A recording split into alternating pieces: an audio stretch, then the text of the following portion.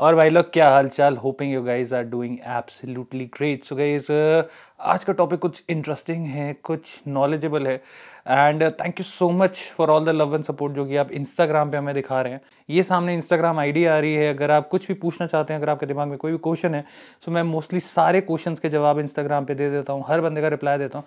सो आप वहाँ पे कुछ भी पूछना चाहते हैं तो आप फॉलो करके पूछ सकते हैं and you will get the answer you need. So guys title देख के और थंबनेल देख के आपको पता चल गया होगा कि आज की वीडियो किस रिलेशन में होने जा रही है। सो बेसिकली आज हम बात करने जा रहे हैं हेयर केयर के बारे में। एंड एक भाई ने बहुत सही क्वेश्चन कमेंट करा था एक्चुअल में, और उसमें ये बोला था कि भैया आप काफ़ी अच्छी तरीके से समझाते हो, तो क्या आप हमें प्लीज़ ये समझा सकते हो तो कि ये जो बाबा होते हैं या रिक्शे वाले या लेबर क्लास लोग होते हैं, इनके ज़्यादातर बाल अच्छे क्यों होते हैं, इनके हेल्दी बाल क्यों होते हैं, मतलब इनके सर पे बाल कैसे होते हैं इतने सारे। बहुत सारे रीज़न होते हैं बाल जाने के, जिसमें से सबसे पहला एक रीज़न होता है स्ट्रेस। उन लोगों को एक्चुअल में स्ट्रेस नहीं होता। स्ट्रेस एक्चुअली बहुत बहुत ही तगड़ा मेन कॉज है जिसकी वजह से आपके जो बाल हैं जाते हैं। तो वो जो बाबाज होते हैं, रिक्शे वाले होते हैं, उनको पता होता है कि हमें पूरे दिन में ये आना है और इससे ही हमने अपनी जो ज़िंदगी है उसको बितानी है, तो उनके दिमाग में उस चीज़ का स्ट्रेस नहीं होता। इस वजह से एक फैक्टर तो उनका ये हट जाता है। दूसरी चीज़ आपने देखी होगी कि जैसे कहीं बेगर्स होते हैं, वो होते हैं, कभी देखा है वो सड़क पे नहा रहे होते हैं, तो वो क्या करते हैं, वो साबुन लेते हैं, वो ऐसे ऐसे साबुन लेते हैं और वही साबुन लेते हैं, ऐसे बालों पे भी वही साबुन मार देते हैं। बेसिकली वो लोग केयर नहीं करते। हम एक्चुअल में बहुत ज़्यादा ओवर केयरिंग कर लेते हैं अपने बालों की। जैसे मेरे बाल गए, मेरे बाल क्यों गए, क्योंकि मेरे को किसी महानुभाव ने ये बोला था कि भाई रोज़ शैम्पू मत करा कर, बाल खराब हो जाते हैं। ठीक है, उसकी बात मैंने मानी। मैंने हफ्ते 10-10 दिन में हफ्ता हफ्ता शैम्पू नहीं करा और मेरे को क्या हुआ, मेरे को डैंड्रफ ओवर हो गया, जिसकी वजह से डर्मेटाइटिस की प्रॉब्लम हो गई, फंगल इन्फेक्शन की प्रॉब्लम हो गई and that leads to hair loss. So वो लोग ये सारी चीज़ें नहीं करते। वो जो हाथ में होता है, कोई स्पेशल शैम्पूज यूज़ नहीं करते, कोई कुछ नहीं करते, जो उनके पास होता है क्योंकि बेसिक साबुन वो खरीदते हैं, कोई फैंसी साबुन भी नहीं करते जिसमें केमिकल्स होते हैं। जितने भी शैम्पूज या वो सब हम यूज़ करते हैं, बहुत अच्छे अच्छे ब्रांड्स के शैम्पूज यूज़ करते हैं, एक्चुअल में वो क्या करते हैं, वो आपके बाल सिल्की स्मूथ करते हैं। और वो सिल्की स्मूथ आपके जो बाल होते हैं वो बेसिकली सारे के सारे होते हैं यूज़ ऑफ केमिकल की वजह से। अब केमिकल आप ज़्यादा यूज़ करोगे सर पे, ऑब्वियसली बात है, हम स्ट्रेटनिंग कराते हैं, हम स्मूथनिंग कराते हैं, हम कलरिंग कराते हैं, जिसकी वजह से हमारे बाल जो हैं वो खराब होते हैं। जितना ज़्यादा केमिकल आप यूज़ करोगे उतने ही ज़्यादा जल्दी जो है आपके बाल जाएंगे। व्हाट मेरे डॉक्टर ने मुझे ये सजेस्ट करा आफ्टर द ट्रांसप्लांट कि आप ऐसे शैम्पू यूज करिए, लाइक द बेबी शैम्पूज जो आपके आते हैं, कुछ ऐसे शैम्पू यूज करिए जिसमें पैराबेन फ्री हो, सल्फेट फ्री हो और केमिकल्स जो होते हैं जो बाल खराब करने के होते हैं वो ना हो, जिसकी वजह से आप डेली हेड वॉश कर सकें, ताकि जो आपके बालों में स्वेटिंग है आपकी स्वेटिंग की वजह से बाल जाते हैं, दूसरा डस्ट की वजह से बाल जाते हैं, पोर्स बंद हो जाते हैं जिसकी वजह से बाल खराब हो जाते हैं। तो वो चीज़ें आपको डेली बेसिस पे क्लीन करनी है। आप बिल्कुल माइल्ड शैम्पू डेली यूज़ करिए, जिसकी वजह से आपको फिर हेयर लॉस की प्रॉब्लम जो है वो लीस्ट रहेगी और आपके जो हेयर है वो हेल्दी रहेंगे।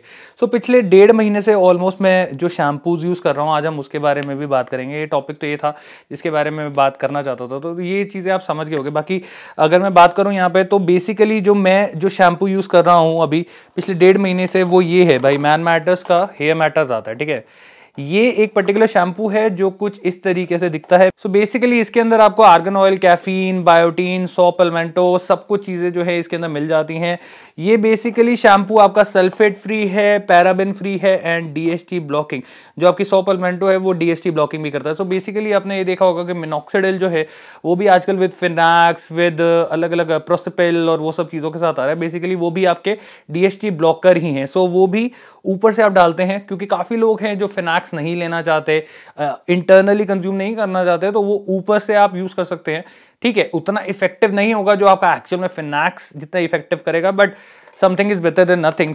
इससे आपको कुछ हद तक फायदा मिल जाता है। प्लस सल्फेट फ्री है, पैराबेन फ्री है, तो दैट मीन्स केमिकल से फ्री है और इसको आप डेली यूज करते हैं तो आपको फर्स्ट ऑफ ऑल कोई साइड इफेक्ट नहीं होता। दूसरा चीज, आपकी स्कैल्प पूरी साफ रहती है, हेल्दी रहती है, जिसकी वजह से आपको जो हेयर लॉस की प्रॉब्लम है वो सारी चीजें नहीं होती हैं। मुझे ये चीज बहुत अच्छी लग रही थी, तो मैंने सोचा यार आप लोगों के साथ इस चीज को सजेस्ट करा जाए, आप लोगों को बताया जाए।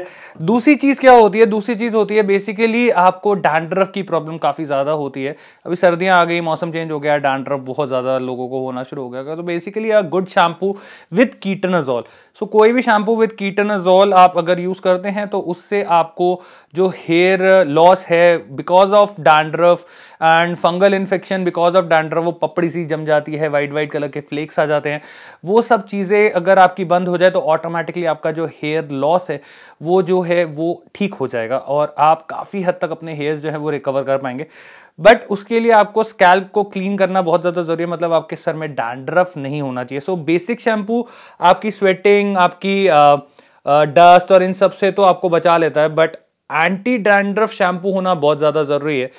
मैं जो एंटी डैंड्रफ के लिए शैम्पू यूज़ कर रहा हूँ वो आपका यूज़ कर रहा हूँ मैन मैटर्स का ही आपका एंटी डैंड्रफ शैम्पू है, जो कुछ अंदर से आती है ऐसी बॉटल और बॉक्स मिलता है आपको ऐसा था। बेसिकली इसके अंदर आपको एलोवेरा हो गया, प्रो विटामिन B5 हो गया, एंड मेन चीज़ जो एंटी डैंड्रफ हटाने के लिए जो आपका यूज़ होता है दैट इज़ एक्चुअली द कीटनाजोल, जो मैंने आपको बताया।